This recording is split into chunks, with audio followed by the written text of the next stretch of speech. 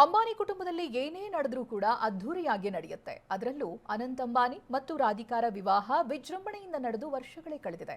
ಭಾರತದ ಪರಂಪರೆಯನ್ನ ವಿಶ್ವಕ್ಕೆ ಸಾರಿದ ಆ ಕ್ಷಣ ಇನ್ನೂ ಮಾಸಿಲ್ಲ.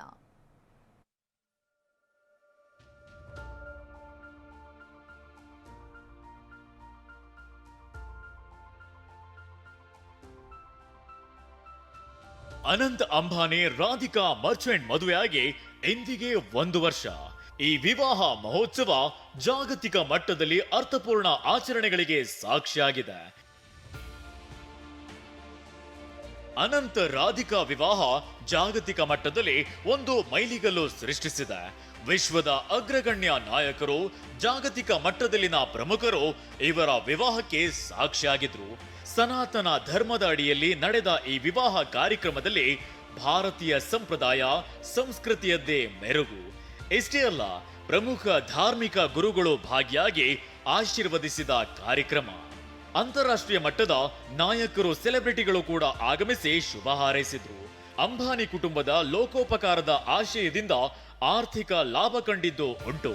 ಇಂಟ್ರೆಸ್ಟಿಂಗ್ ಅಂದ್ರೆ, ಇಂಥ ಅದ್ಧೂರಿ ಮದುವೆ ಮುಂದಿನ 1000 ವರ್ಷಗಳವರೆಗೆ ನಡೆಯಲ್ಲ.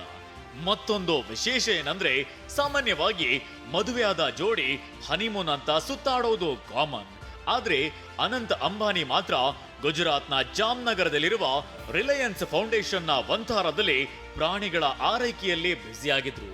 ಇದರ ಜೊತೆಗೆ ಧಾರ್ಮಿಕ ಪಾದಯಾತ್ರೆ ಸೇರಿದಂತೆ ಇತರೆ ಸಾಮಾಜಿಕ ಸೇವೆಯಲ್ಲಿ ತಮ್ಮನ್ನ ತಾವು ತೊಡಗಿಸಿಕೊಂಡಿದ್ರು. ಹಿಂದೂ ವಿವಾಹದ ಪಾವಿತ್ರ್ಯತೆ ಜಗತ್ತಿಗೆ ಪರಿಚಯಿಸಿದ ಅಂಬಾನಿ ಅನಂತ್ ಮದುವೆಯಲ್ಲಿ ಹೆಜ್ಜೆ ಹೆಜ್ಜೆಗೂ ಹಿಂದೂ ಸಂಪ್ರದಾಯ ಅನಾವರಣವಾಗಿತ್ತು. ಮದುವೆ ಮಂಟಪದಲ್ಲಿ ಕಾಶಿ ಬನಾರಸ್ ಘಾಟ್ಗಳನ್ನ ಸೃಷ್ಟಿಸಲಾಗಿತ್ತು. ಗಣ್ಯರು ಕೂಡ ಭಾರತೀಯ ಶೈಲಿಯ ಉಡುಪು ಧರಿಸಿ ಬಂದಿದ್ದು ವಿಶೇಷವಾಗಿತ್ತು. ಈ ಮೂಲಕ ಅಂಬಾನಿ ಭಾರತೀಯ ಹಿಂದೂ ಸಂಪ್ರದಾಯ ಹಾಗೂ ಶೈಲಿಯನ್ನ ವಿಶ್ವಕ್ಕೆ ಸಾರಿದ್ದಾರೆ. ಯಾಕಂದ್ರೆ ಆಧುನಿಕ ಜಗತ್ತಿನಲ್ಲಿ ಪ್ರಾಚೀನ ಆಚರಣೆಗಳಿಗೆ ಹೆಚ್ಚು ಒತ್ತು ಕೊಡೋದೇ ಕಷ್ಟ. ಹೀಗಿದ್ರೂ ಅಂಬಾನಿ ದಂಪತಿ ಪ್ರತಿಯೊಂದು ಭಾರತೀಯ ಸಂಪ್ರದಾಯ ಮತ್ತು ಪದ್ಧತಿಯನ್ನ ಅಚ್ಚುಕಟ್ಟಾಗಿ ಮಾಡಿದ್ದಾರೆ. ಸಂಪ್ರದಾಯ ಮತ್ತು ಮಾನವೀಯತೆಗೆ ಸಾಕ್ಷಿಯಾಗಿತ್ತು ಈ ವಿವಾಹ. ಅನಂತ್ ಅಂಬಾನಿ ಮದುವೆಯಲ್ಲಿ ಎಲ್ಲರ ಗಮನ ಸೆಳೆದಿದ್ದು ಅಂದ್ರೆ ಸಂಪ್ರದಾಯ ಮತ್ತು ಮಾನವೀಯತೆ. ಮಾನವ ಸೇವೆ ಮಹಾದೇವ ಸೇವೆ ಅನ್ನೋ ಪರಿಕಲ್ಪನೆಯಲ್ಲಿ ಹೆಜ್ಜೆ ಇಟ್ಟ ಅಂಬಾನಿ ಕುಟುಂಬ ಸಾಮೂಹಿಕ ವಿವಾಹ ಕಾರ್ಯಕ್ರಮವನ್ನ ಆಯೋಜಿಸಿ 50 ನವ ಜೋಡಿಗಳಿಗೆ ಮದುವೆ ಮಾಡಿಸಿದ್ರು. ಈ ಸಂಭ್ರಮಕ್ಕೆ ಅಂಬಾನಿ ಕುಟುಂಬ ಸೇರಿದಂತೆ 800 ಅತಿಥಿಗಳು ಸಾಕ್ಷಿಯಾಗಿದ್ರು.